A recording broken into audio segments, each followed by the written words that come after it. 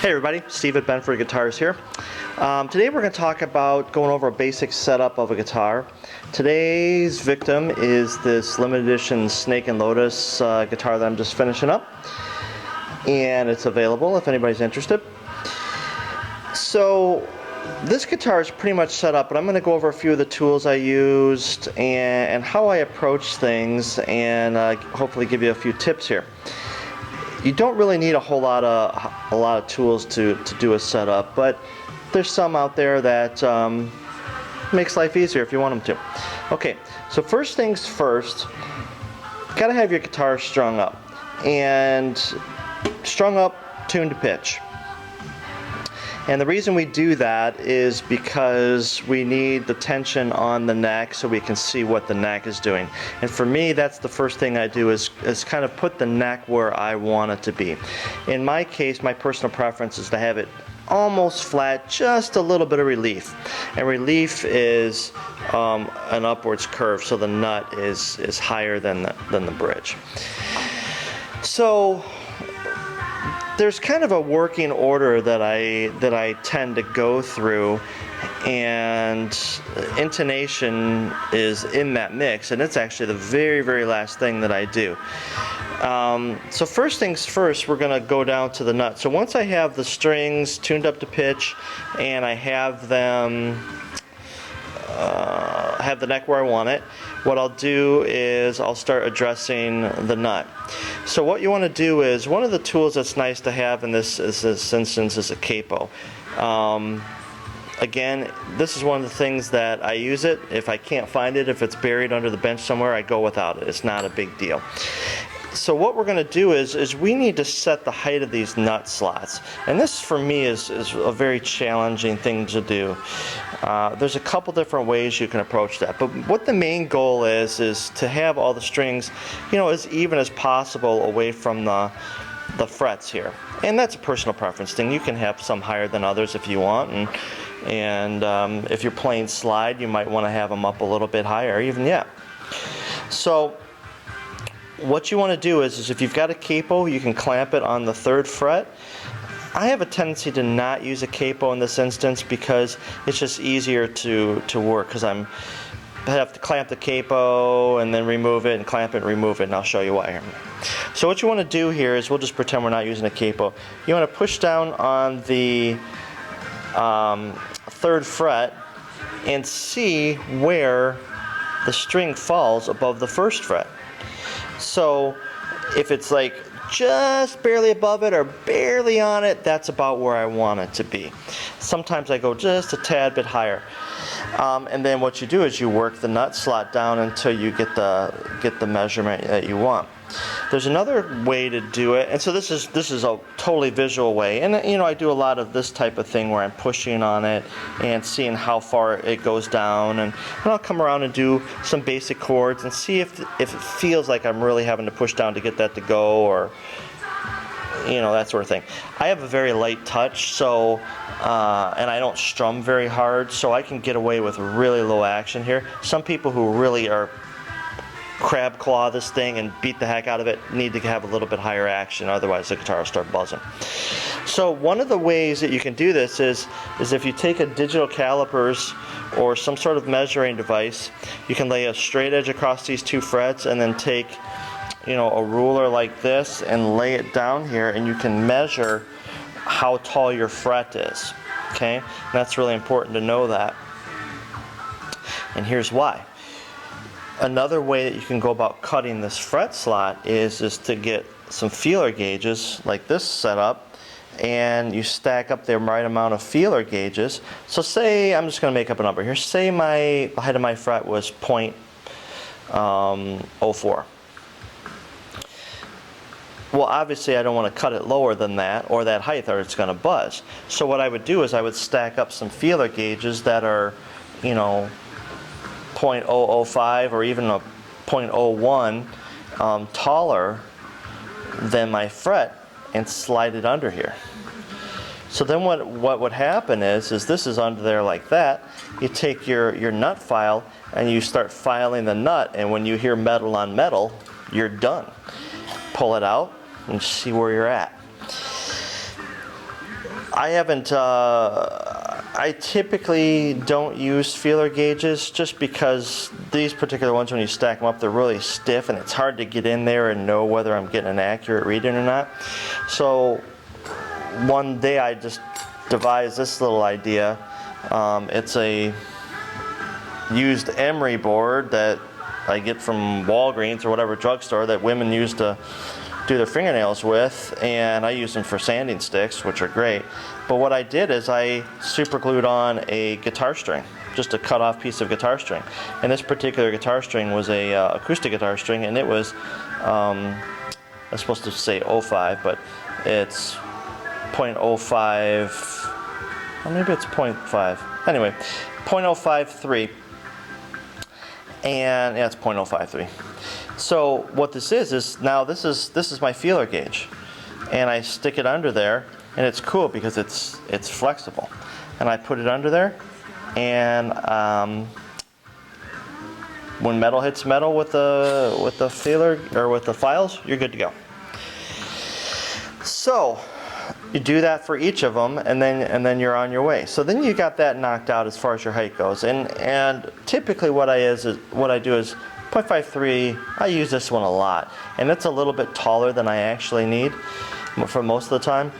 Jumbo frets is pretty close, but I get it down close, and then I just kind of do it by eye and by feel, because you don't want to go lower. Otherwise, you're in a little bit of trouble there. Okay. So next thing you need to do is you need to set your overall action of your guitar. And before you put the strings on, or if you just happen to know this, you need to know what the radius of your fretboard is. Okay, there's a couple different ways you can do that. You can have a radius gauge. I have several radius gauges that have different radiuses on it, and you just lay it on the fretboard without any strings on it, and you see what your radius of your fretboard is. Now, this isn't terribly important to know that, but it's just good knowledge to have. So there's a couple other tools that help you set the radius of the strings, and what it is, it's a reverse gauge of this with a little handle on it you can buy, and you can fish it under the strings and hold it up and then try to set your height of your saddles to that. And I don't have one of those, and I don't ever plan on buying one because I think it's just kind of useless. And here's why. Here's how I do this. What I'm going to do is I'm going to almost bottom out these end saddles. So bottom out meaning they're adjusted all the way down. Then what I'm going to do is I'm going to adjust the entire bridge down until these high strings just hit the top of the fret. Or if this bridge bottoms out, I try to get both of these strings the same amount of distance away from that end fret here. So then what I proceed to do is I'll adjust each saddle so it's the same distance above the fret. And then that way I know that this arc is the same as this arc right here, and my strings are at a perfect radius to this. So then from there you can adjust it however you want, but at least I know that. Okay. Now where you run into a little bit of problems is if you have a compound radius fretboard, meaning the radius up here is different than the radius down here. This particular one happens to be a straight 9.5, but a lot of my guitars have compounds where they're 9.5 to 12. So what that means is as you're coming from the end all the way up here, the radius is slowly getting flatter. So that means by the time you get out to your bridge, it's going to be even flatter yet. So adjusting them to this is a good place to start, but you might have to end up lowering these just a slight bit to change the radius. So if this is, say, a 12-inch radius, it's probably a 13 to 13 and a half, 14 maybe out here. Probably more like 13 and a half. So that's that. So once I get my radius done, then what I'll do is I'll go ahead and I'll raise these posts back up to start setting my string height. And so when I do that, I'll stick in the whatever tool that's needed, in this case an Allen wrench, and I'll give it, say, 2 full turns, and then I'll go over this one and give it 2 full turns. So I know I'm raising this up evenly. After that, it's time to set your action. So this is where the capo comes in handy. Again, it's not necessary. You can just use your finger. What you're going to do is you're just going to take the capo off the first fret. That takes that nut out of the play, and now we're setting our action. So what I'll do is I'll take a little ruler like this that's got that's very clearly marked, and you go up to the 17th fret, you hold the ruler, and then see what the measurement is from under the string. And what I like to do is I like to have the string, or like there's a mark on here that says 1/16. I like to have the string just above that so I can barely see the line on 1/16. And I'll do that. And then go on to the next one. Adjust the saddle if I need to make it 1/16, 1/16, 1/16, 1/16. Okay? So from there, you might need to adjust the low end a little bit higher depending on your string gauge and how you like your action set. For me, that's around where I like to have it. I think the Fender specs are maybe 3/32 on the low end, so that's another 30-second higher, which doesn't seem like a lot, but for us guitar players, that really does make a difference. So I'll set that, and then just see where I'm at. Sometimes what happens with flatter radius fretboards, more radius fretboards like 9.5 and lower, you can't get away with super low action, because if you bend up the strings, you'll start choking them out. So sometimes this has to be a little bit higher, which can be okay because the string is such a thinner string, it's not as hard to push down. So from there, I've got my basic setup going. And I'll just play it and see if I've got any issues. I'll kind of visually look at the strings and see if any are higher and lower. Maybe I've made a mistake down here. Who knows? So once I've got that set up and I'm pretty happy with the way it's playing, the next is to move on to the intonation. And if you've looked at any guitar, acoustic or electric or likewise, you'll notice that the saddles are pretty much the same thing. What you have is this high E is the closest to the 12th fret, and then this one goes back further. This one comes up, but not as far as that one. This one goes back, and then this one's back even further. So what happens is on a guitar like this, you have a scale length of 25.5 inches, meaning from the nut to the high E is 25.5 inches. And from there, what happens is this high E saddle typically goes back maybe 1/16 of an inch. And then from there, I just visually put this one back further, this one back further. I move this one up, this one, and this one back. This one ends up being about 3/16 back. Okay, give or take. And that can vary. But this is typically the pattern that you'll see. So I'll visually set it, and then I'll just proceed to start checking it. So at this point, you got to remove the capo and start checking it. Hook up a tuner that you're used to how it's reading. I don't use a very expensive tuner. I use like this Korg, this silver tuner, and it was like $15. And I'm really used to how that works, and I can set my intonation pretty good by that. I don't use a $300 strobe tuner or any of that type of stuff, because I just don't. So, so what you're gonna do is you can play your open string, then you're gonna. Or you can play the 12th string harmonic, push, and then you're going to stop the string, push down on the 12th fret, and play the note again. And typically you want to do this in playing position, so you're not putting any upward force on the neck by it just sitting here under its own weight. I'm used to how that operates, and so I typically do it laying flat like this, and I have pretty good results. I'll usually move this up so this neck support is under here, so I'm not getting any flex that way. But just for this demonstration, we'll do it flat because I can't hold the camera and hold the guitar up at the same time. So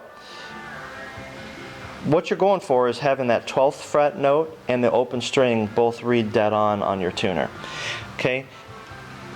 If you fret the note and it comes up flat than your original note. So say I tune it and my regular note's on E, and I push on the 12th fret and then see where I'm at, and it comes up a little bit flat. What I have to do is then I have to come down to the saddle, with a screwdriver or whatever mechanism you need, and you have to make the saddle go towards the nut. So if it's flat, you have to shorten the distance between here and here, which actually raises its pitch. So I always have a hard time remembering which way is which, and so I made myself a note and just put it up on my setup bench, which is over on the other side of the room here. And I always look at it every single time. And in fact, when I was getting ready to tell you what it was, I looked over there and saw what it was. So say you've got the opposite problem. Say you play your note and then you fret it and the fretted note is sharp. Then what you have to do is you have to come down to the saddle and crank it in and make the saddle go that way, towards, I call it towards the body, or this way. And that will raise its pitch. So once that happens, you have to go back and then retune the note and then check it again and check it again and check it again. If you're way off, something's weird. Either the bridge was placed improperly. For me, I have to really be careful about that, because when I'm building these guitars, these aren't pre-drilled. I have to drill these holes and place my bridge side to side and front to back. So if I'm off, I'm in trouble. So another thing to really pay attention to is when you're pushing down on that fretted note that you're not really laying into it, especially guitars with jumbo frets, because if you really lay into it, it's going to make that note sharp and you're going to get a false reading. So you want to put just enough pressure on it to make the note. Or if you know you're going to be pushing really hard, then you have to push a little bit harder and set your intonation to your playing style. There's been many a times when I've set up guitars for people and it's been perfect and they come in and play it and the thing's wildly out of tune because they push so hard and they don't have an even technique. And that's a delicate situation to tell them it's operator error and not the guitar. But I digress. So be aware of that. So once you adjust your saddle and all your saddles and your intonation is good, then what you have to do is you have to go back and you have to check your string height again. Because if you pull this string back, it's actually going to lower this. So if you adjust your saddle back, it's going to lower the string, or if you bring it forward, it's actually going to raise the string. It's not by much, but your original measurement isn't correct anymore. So you just have to double check that and then play it, and then then you start playing E notes everywhere, and seeing if everything sounds in tune. And then from there, you just kind of start fine-tuning everything. This particular guitar is set up to have trem laying against the body, so it's down only. If I wanted to have it set up to where the trem was up, I would need to adjust it where I would want it to set before I did my intonation and before I did my saddle adjustment, because that's going to involve this pitching up this way, which will raise the saddles to a certain degree. And it definitely affects the intonation, because the point where this string crosses, it's going to change. So if I set up all my intonation and do all my stuff, and then I say, I want this to float and go like this, there's going to be some tweaking needed. Not a whole lot, but that's just something to keep in mind if you're going to go from floating to non-floating and back. And away you go. So no special considerations really needed for drop D tuning or any other tunings. Or string, some people, when they change their gauge of strings, they are all concerned that their intonation's out. It's not going to change that wildly. If you want to reset it, it's always good to check, but it's not something that I make a habit of if I change string gauge, which doesn't happen that often. So hopefully that helped some people out. The other thing I wanted to mention is your pickup height. That is personal preference. However you want to set that up. The closer you get to the strings, the louder it's going to be. One thing to watch out for, though, is some guitars, especially some Strat style pickups that have larger magnets or very strong magnets, will actually pull these strings, have like a magnetic pull on the string. So as you're playing it, or even without playing, the string will be sagging a little bit. And as you play, no matter how good you intonate the guitar, it will never play in tune. So then you have to kind of adjust that pickup until that magnetic field doesn't disrupt the string path at all. So if you're doing that and you're getting some problems, maybe check that out. I've only had that happen a couple times. It drove me nuts until I figured out what it was. So these particular pickups I don't have that problem with, and away we go. So feel free to post any questions on YouTube or on my Facebook page. Like me on Facebook if you want. And appreciate the time, and we'll take care.